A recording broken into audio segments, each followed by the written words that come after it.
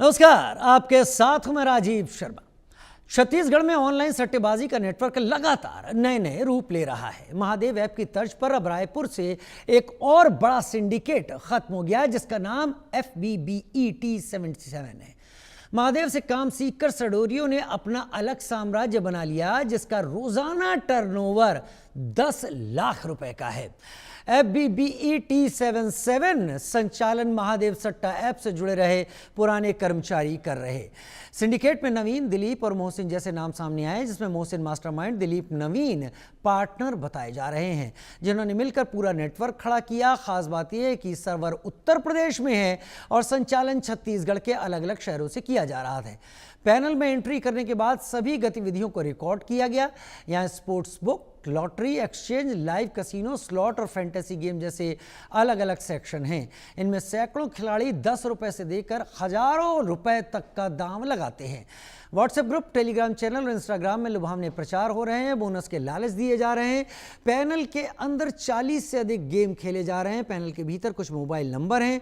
लेन then की प्रक्रिया को छुपाने के लिए सिंडिकेट किराए के बैंक खातों और डमी पेमेंट गेटवे का इस्तेमाल कर रहा है।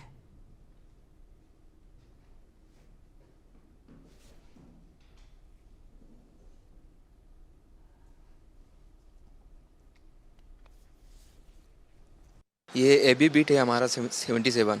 इसमें 40 से प्लस इसमें गेम है। इसको खेले जाते हैं गेम में। इसमें हमने खुद भी खेलता है और सारे लोग भी इसमें खेलते हैं। तो इसमें पैसा लगते हैं, तो सब अपने आईडी से लगाते हैं। 100 से इसमें रिचार्ज स्टार्ट है। अगर इसमें 100 रुपया रिचार्ज करते हैं तो आपको गेम में एंट्री मिल जाता है। गेम खेलते हैं तो बस लोग खेलते जाते हैं। सट्टा इसमें लगते जाता है, बढ़ते जाता है सट्टा। तो लोगों को लालच होता है, इसमें बढ़ते जाता है। उसके बाद फिर जब जिस टाइप का बढ़ता है आईडी में, वो पूरा हमारे पास सिस्टम है। 2 सिस्टम में अपन लोग खेलते हैं। उसमें खेलने के बाद क्या होता है कि अगर ज़्यादा पैसा लगता है इसमें, तो अपन उसका रेट डाउन कर देते हैं, जिसमें वो आदमी हार जाता है। फिर जब कम पैसा लगता है इसमें, तो अपन उसको ओपन करते हैं। फिर उसमें जब ज़्यादा पैसा लगता है तो फिर उसको बंद करते हैं। इसी तरह होता है। इस पूरे नेटवर्क को महादेव ऐप के ब्लूप्रिंट पर तैयार किया गया है। Online ID, bonus, social media promotion और 24 घंटे सातों दिन जुआ, सब कुछ हूबहू। फर्क बस इतना कि FBBET77 अभी तक अंडरग्राउंड था, बिना ज्यादा शोर शराबे के काम कर रहा था। रायपुर, बिलासपुर, सरगुजा समेत बस्तर तक नेटवर्क था। ऑनलाइन सट्टा सिंडिकेट ने नेटवर्क खड़ा करने के लिए पुराने कारोबारियों की मदद ली, जानकारी जुटाई और अब जल्द कार्रवाई की जाएगी। एक गेमिंग ऐप का जानकारी मिला हुआ है। इस संबंध में पुलिस के द्वारा उसके इनपुट को डेवलप किया जा रहा है और आगे कुछ दिनों पर उसके विरुद्ध में वैधानिक कार्रवाई की जाएगी। इससे भी काफ़ी कुछ काम किया जाना बाकी है, क्योंकि वो ऑनलाइन प्लेटफॉर्म पर अवेलेबल है। तो कुछ अभी काम कर लें, उसके बाद हम इसमें आगे कुछ बता पाएंगे। पर ये ज़रूर है कि इस पर पुलिस की निगाह है, उस पर शीघ्र ही कुछ कार्रवाई की जाएगी। अभी कई ऑनलाइन बैटिंग के जो केसेस हैं अंडर इन्वेस्टिगेशन है। बहुत सारे जो एप्लीकेशंस जो हम लोगों को जानकारी प्राप्त हुई थी, उनको हम लोगों के द्वारा खुद भी उनको बंद करने, बैन करने के लिए यहाँ से प्रतिवेदन भेजा गया था और काफ़ी कुछ बैन भी हुए हैं। मनोज जोशी सर हमारे साथ स्पोर्ट्स एडिटर इस वक्त जुड़ गए हैं ज़्यादा जानकारी के साथ। मनोज जी, महादेव बेटिंग ऐप ने शायद बेटिंग के बारे में भारतीय जनमानस को बहुत ज़्यादा जानकारियां दी। इसको चुनावों में भी भुनाया गया, इसके बारे में इन्वेस्टिगेशन हुई। अब तक इसके मेन जो लोग हैं, सौरभ चंद्राकर, ये लोग फरार हैं। हालांकि इन्होंने कहा है कि 3 महीने में हाजिर हो जाएंगे। लेकिन अब इससे जुड़ा ये जो नया एक अंडरग्राउंड ऐप आया है, जिसका खेल पता चल रहा है कि जब पैसे कम लगते हैं तो वहां पर बढ़ा दिया जाता है अमाउंट, जब पैसे ज़्यादा लगते हैं उसे घटा देते हैं।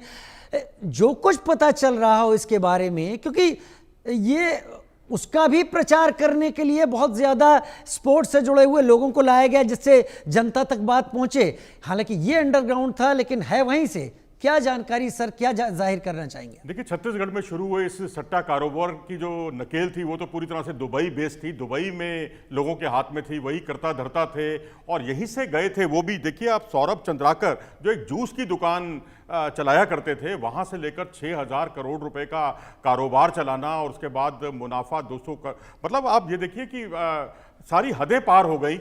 और यहाँ पर जो है इनके बिजनेस का ज़्यादातर जो पैसा है वो भारत से ही आता था। तो इनका कारोबार अलग अलग राज्यों में था, अलग अलग राज्यों में सिंडिकेट इन्होंने बना रखे थे। और एफबी, जैसा कि अभी थोड़ी देर पहले आपने जिक्र किया, एफबी Bet77, इसमें 40 गेम्स जो हैं, 40 खेलों को शामिल किया गया था। ऑनलाइन बैटिंग होती थी, सट्टेबाजी होती थी और इसके साथ ही जो है इसमें क्रिकेट, फुटबॉल, टेनिस, बैडमिंटन और पत्ती का खेल और साथ में वर्चुअल गेम्स, तमाम तरह के जो खेल हैं उनको इसमें शामिल किया गया था। अब यहाँ एक महीन अंतर समझना बहुत ज़रूरी होगा कि जो ऑनलाइन गेमिंग है और सट्टेबाजी, दोनों में बड़ा फर्क है। क्योंकि ऑनलाइन गेमिंग जो है उसमें अगर आप कहते हैं कि मुंबई इंडियंस की टीम इस बार जीतने जा रही है और वो 200 से ज़्यादा रन बनाएगी अपने इस मैच में, तो उनको जो है उसका भुगतान कर दिया जाता है पैसा कटने के बाद, जो कुछ भी जिसके लिए वो एंटाइटल होते हैं। लेकिन जो सट्टेबाजी का खेल है, इसमें जो है एक अलग तरह से संरचना रची जाती है कि आप पैसा लगाइए और उसमें आपने 10 रुपए से अगर पैसा लगाया, क्योंकि इसमें 10 रुपए तक की व्यवस्था है न्यूनतम धनराशि लगाने की, तो उसमें आप 10 रुपए से पैसा, आपको हो सकता है कि 100 रुपये या 200 रुपये भी दे दिया जाए, जिससे आपको लगेगा कि भाई आपने तो 20 गुना ज़्यादा कमाई कर ली है। तो आप 2 या 3 बार जीतने के बाद आप इसकी लत में आ जाते हैं और उसके बाद फिर पीछे मुड़कर नहीं देखा। आप देखेंगे समय समय पर जो अलग अलग काल में अलग अलग जगहों पर जो है सट्टे का जो है ना स्वरूप बदलता चला गया है। तो अगर आप महाभारत काल देखें तो वहाँ चौसर का खेल होता था, पासे फेंके जाते थे। और उसके बाद महाभारत काल के बाद जो दूसरा दौर आया, उसके बाद मुगलों का आया, तो वो मुर्गों की लड़ाई लड़ाया करते थे और उसमें सट्टा लगाया करते थे।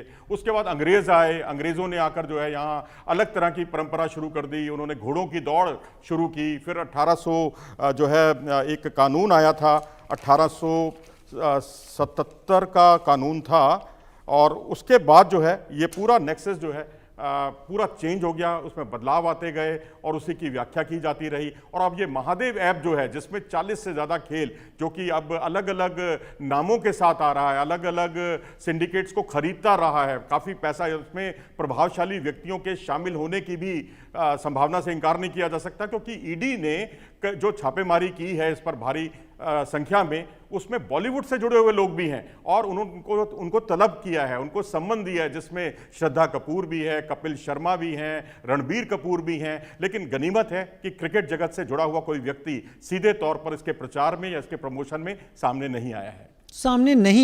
लेकिन वजह यहाँ पर सबसे बड़ी मनोज जी ये दिखाई पड़ती है कि अब तक ये सट्टे का खेल अंडरग्राउंड चल रहा था। हम जो अब तक ऑनलाइन गेम्स को लेकर बात किया करते थे, जिसको एक कानून के दायरे में लाने की कोशिश है, नोटिफिकेशन जारी होगा कि उसके रूल्स क्या होंगे, उसका भी इंतजार किया जा रहा है, कोर्ट में भी मामला है।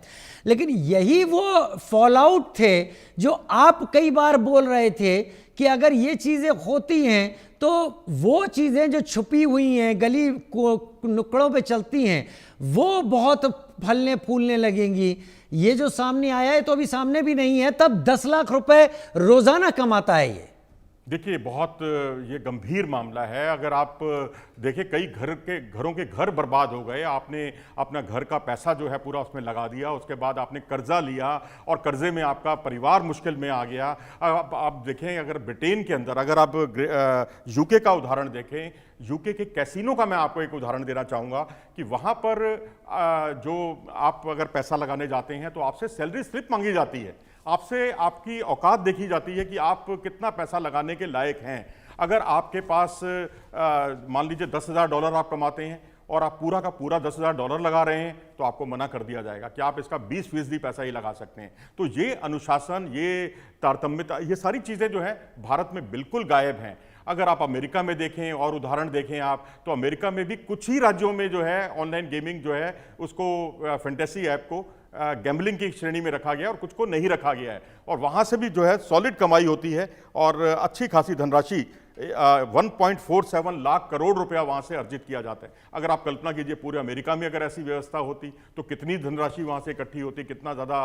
लेकिन ये सब विदेशों के एक उदाहरण है। लेकिन महादेव ऐप ने जो कुछ किया यहाँ पर और जो कुछ प्रभावशाली लोगों का इसमें इस्तेमाल किया गया, फिर क्रिकेट और फुटबॉल और टेनिस से अलग हटते हटते ये जो है चुनावों के पर भी सट्टा लगाने लगे और चुनावों पर कि आप कौन सी पार्टी जीतेगी, किसको कितने वोट मिलेंगे, इन सब को लेकर सट्टेबाजी होने लगी। यानी कोई भी ऐसा पक्ष छूटा नहीं जहां पर सट्टेबाजी ना होती हो। तो ऑनलाइन गेमिंग और सट्टेबाजी दोनों खेलों को मेरे ख्याल से एक अलग हमें श्रेणी में रखना चाहिए, क्योंकि यहां पर आप अपनी चाहें जिसे चाहें उसे आप जिता सकते हैं। लेकिन ऑनलाइन गेमिंग में ऐसा नहीं होता कि आप जिसे चाहें उसे जिताएंगे। अगर आपने कहा है कि मुंबई इंडियंस जीतेगी और वो जीतती है तो आपको उसकी धनराशि भी मिलती है, तो वो एक स्किल वाला गेम है जिसमें आप सोच समझकर पैसा लगाते हैं। सर, दीपक विश्वकर्मा भी मेरे साथ इस वक्त जुड़ गए हैं रायपुर से ज़्यादा जानकारी के साथ।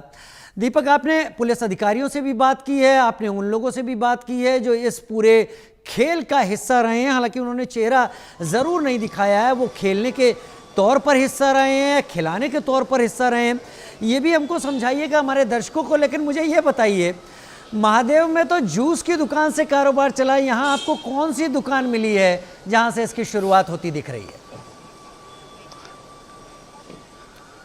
देखिए, सबसे पहले अगर महादेव को समझें तो जो सौरभ चंद्राकर था वो जूस की एक दुकान चलाता था। उसके पिताजी नगर निगम के एक मुलाजिम थे।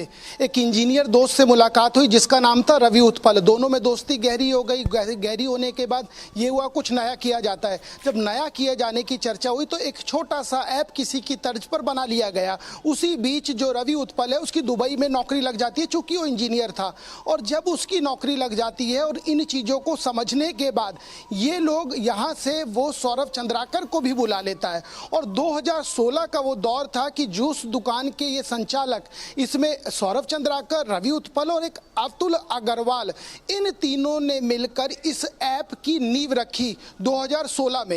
ये लोग दुबई चले गए, संचालन करने लगे और कोशिश करते करते करते करते 12 लाख के आसपास इन लोगों ने अपने कस्टमरों को जोड़ लिया। उसके बाद ये सट्टा खिलाने लग गए। इसके बाद दौर आया कोविड का, जिसको किसी ने आपदा कहा, किसी ने अवसर कहा। उसी में जब लोग घर में बैठे थे तो पैसा कमाने का जरिया, रोमांच का जरिया दोनों मिलने लगा। ये चलते चलते चलते चलते नौबत ये आई कि साउथ में एक अन्ना रेड्डी करके एक ऐप हुआ करता था। जब इनको पता लगा और इतना पैसा आ गया था कि पैसा कैसे मल्टीप्लाई करना है, अन्ना ऐप को 1000 करोड़ रुपए देके खरीद लिया गया। जब अन्ना ऐप को खरीद लिया गया तो 50 लाख से ज़्यादा इनके यूज़र हो गए। अब पैसा कैसे बनाना है और पैसा कैसे लगवाना है, दोनों चीज़ें इनको आ चुकी थी। जानकारी तो यहाँ तक निकल के आई है सोर्सेज से कि आईपीएल को भी प्रभावित करते थे ये। इन्होंने आईपीएल को भरपूर प्रभावित किया अपने हिसाब से। कौन से पे छक्का लगेगा, कहाँ आउट होगा और कौन जीत सकता है, इसकी भी खूब चर्चाएं रहीं। इसके इतर पहले तो आईपीएल के बाद जो तमाम मैं समझ गया। मैं सीधा मुद्दे पर आता हूं आपके साथ। FBBET 77 ये जो है, जो ढके छुपे चल रहा था, कहते हैं सट्टा जो भी होता है उसमें क्रिकेट से जुड़ा हो और स्पोर्ट्स से जुड़ा हो। तो क्रिकेट में कहा जाता है कि हर बॉल इसमें सट्टेबाज तो खेलता ही खेलता है, चाहे मैदान पर बल्लेबाज खेले या ना खेले। ये FBBET 77 क्या है? अगर 10 लाख रुपए बिना नजर में आए ये रोज कमाता है दीपक, तो क्या कर सकता है अगर ये सामने आ जाए तो? देखिए, आसान भाषा में यदि इसको समझा जाए, FBB77 ये एक ऐप है, महादेव सट्टा ऐप जिस तरीके से चल रहा था, ये उसके प्रमोटर के कुछ अंश थे जो सिस्टम को समझते थे, जानते थे। उन्होंने ऐसा ही सिस्टम एक अपडेट किया। सिस्टम अपडेट करने के बाद जो सरगुजा संभाग है, बिलासपुर संभाग है, जो इस तरीके के संभाग हैं, अब यूपी से इसका संचालन किया जा रहा है। जब जानकारी ऑफ रिकॉर्ड और ऑन रिकॉर्ड चौटाई गई तो पता लगा 10 लाख रुपए के आसपास रोजाना कमा रहे हैं। और जो रेशियो होता है वो 70-30 का होता है। 70% आप रख लेंगे, 30% हम रख लेंगे। और इस रेशियो में भी रोजाना 10 लाख रुपए का कलेक्शन है, आप ये समझिए। तो अभी जो है 40 से ज़्यादा गेमों को इसमें इंक्लूड कर लिया गया है, क्योंकि इसमें जो वो खिलाया जा रहा है, जो एक सिस्टम से खिलाया जा रहा है, जिसमें आप क्रिकेट की बात कर रहे थे, फुटबॉल की बात कर रहे थे, हॉकी की बात, उसके इतर इसमें वो भी गेम है जो आपके और मेरे मोबाइल में मिल जाएगी। उन गेमों को भी इसमें खिलाया जा रहा है। इसमें तीन पत्ती भी हैं, रमी सर्कल भी और तमाम दूसरी गेमें हैं। तो जब इसको खिलाया जा रहा है, क्योंकि आपने एसपी के उन वक्तव्यों को सुना हो, दबी जुबान में उन्होंने बहुत सारी चीज़ें कहने की कोशिश की। हम नज़र रख रहे हैं, नज़र इसलिए रखी जा रही है क्योंकि सबके आईपी एड्रेस ट्रेस हो रहे हैं, आईपी एड्रेस के साथ ट्रेस हो रहा है ट्रांजैक्शन। देखिए, ट्रांजैक्शन सबसे मूल चीज़ होती है। हमने जितना महादेव को समझा और उसके बाद अब इसको समझें, क्योंकि ये उससे ये समझ लीजिए एक मुर्गी सोने का अंडा देती थी, उसमें से एक अंडा है जो सिल्वर का निकल गया और वो अपने आप अब नए अंडे पैदा कर रहा है। हमने जब समझने की कोशिश की तो ये पता लगा कि जितने भी फेक डमी अकाउंट होते हैं, जिसको म्यूल अकाउंट कहा जाता है, ये म्यूल अकाउंट जितने भी हैं उसके माध्यम से ये संचालित हो रहा है। 24/7 की इनको हॉस्पिटैलिटी भी दी जा रही है। तो म्यूल अकाउंट के जरिए कच्चे का पक्का भी किया जा रहा है और उसके माध्यम से पैसा भी लगाया जा रहा है। म्यूल अकाउंट्स पर तो अलग अलग FDB राज्यों में अब कई जिस तरीके से छापेमारी भी हुई हैं, फिर भी